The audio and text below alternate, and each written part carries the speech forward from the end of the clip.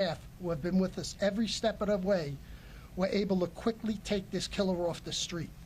I just want to assure the public, and especially the residents of Forest Hills, that there are no outstanding suspects at this time. With that, I'd like to take any questions. Nicole? Talk about the suspect's background. Has he been arrested before in the system for anything domestic? At this time, he has no arrests that we know of. Juliet, hold on, ma'am. Ma'am, hold on. Juliet. Could you talk a little more about the nature of the relationship? Is this something that wasn't, was she rejecting him? Why were they getting into the argument at all? This is Lieutenant Timmy Thompson from the Queens North Homicide Squad. Good afternoon, everybody. We believe the relationship that Mr. Bonilla had with our victim was an intimate type relationship, and this stemmed to be a domestic type dispute that they were having. Over their intimate relationship, they started to get into just regular domestic issues that seemed to occur between them. Was he living at that house at any point in time, living in the basement? At this time, not that we know of. And also, do you happen to know, was this ongoing work that he was doing at the house to be there? Like, how often was he there? He has been doing work at that residence for approximately 2 years on and off. John. Chief, did he confess? And did he say why he did it? Did he give a motive why? Well, I mean, he made incriminating statements. We're not going to go into what he talked about. This is still under investigation. But we, working with the Queens District Attorney's Office, we have enough to arrest him and charge him with the murder. Chief, were they breaking up? And what about the son upstairs? Was he alerted to this? Is that why he fled quickly with the duffel bag? First question first. I'm sorry, you said, were they breaking up? They had been off and on, and they had broken up prior, but had reunited early in the month of April, and their relationship was considered at an end. By her? We don't have her statement, ma'am. Can you talk a bit about the alleged text messages that came to her husband who was out of town? Did he indeed get a message, and was it threatening in nature? A message was sent from the victim's cell phone to the husband. That message was, as previously reported, that there had been a crime in the past that was now that same person from the crime in the past was back again. We believe that to be completely false, as far as there was nothing to do with any crime in the past in this case.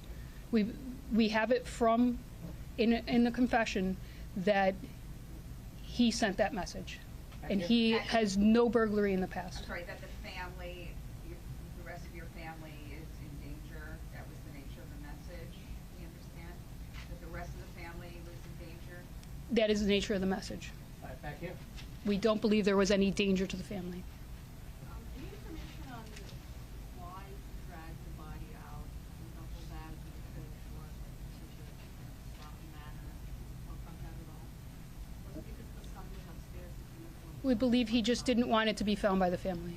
Right away? The knife. Did he bring the knife to the house, or was the knife in the home? The knife is consistent with knives that are in the home. Tony? Detective Thompson, the relationship, there's a report that it may have started while she went on an overseas trip and met the defendant overseas. Is there any truth to that? No. So at this time, we don't believe that to be true. Antoine? Chief, or maybe Ms. Julie, do we know if the husband was aware of the relationship, if it's 2 years or more, between his wife and your suspect? We're not going to get it. Mark? Was the handyman, did the husband know the handyman? Was he known to the family? Yes, he was. Right here. Hi, so I just wanted to clarify one thing you said. You said they were on and off, that they were united in April, but now it was at an end. So are we saying that they had broken up or that they were together? As we stated earlier, on and off, and he came back this evening to speak about the relationship again. Rocco, Chief, the duffel bag in question, does he go into the son's room to get it? At any point, is the son woken up or aware of what's going on? The duffel bag was not kept in the son's room. So, and the son slept throughout? This is not an instance where the son interrupted what was going on? The son did not interrupt what was going on. All right, guys, we're gonna take two more. Ricardo. When did the suspect arrive in this country and where's he from? He is I a can speak to that. Mexican. So we, preliminarily, part of our investigation, we believe he arrived here approximately 21 years ago, and we believe he came from Mexico. Right here. Was he a legal resident here? Did he come here legally? And my second question is, before this happened, was she followed from the bar, or the establishment that she was at beforehand? Was she followed legally by him? So we're not going to get into his immigration status? We don't believe he's followed. No, we don't believe he's followed. As this is, he has a relationship for her for 2 years. He knows where she lives. He's very familiar with the layout of the house in terms of the duffel bag also. Last question, Juliet. Do you believe he was already inside the house waiting for her, and then how did it end up going into the basement? We know that he was not. He was not in the house. She returns home at 12:20. He enters the house between 12:30 and 12:40. They go down to the basement. Could be any amount of, if they're arguing, the son's upstairs. Could be any reason such as that. Thank you All very right, much. guys, thank you, everyone. These photos will be sent out, all right?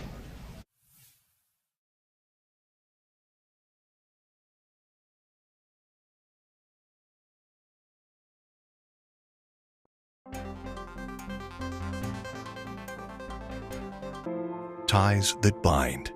Neighbors helping neighbors. Communities coming together. Sharing highs and the lows. Building each other up when the world feels down.